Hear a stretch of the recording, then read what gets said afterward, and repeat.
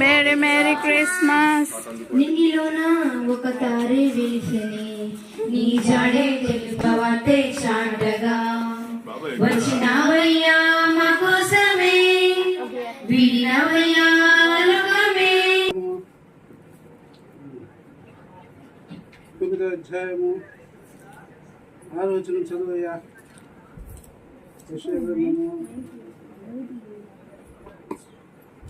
ఏలయనగా మనకు శిశువు పుట్టెను, మనకు కుమారుడు అనుగ్రహించబడెను,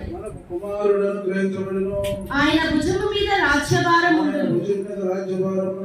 ఆశ్చర్యకరుడు, ఆలోచనకర్త, బలవంతుడైన దేవుడు, నిత్యుడగు తండ్రి, సమాధానకర్తయగు అధిపతి అని అతనికి పేరు పెట్టబడెను.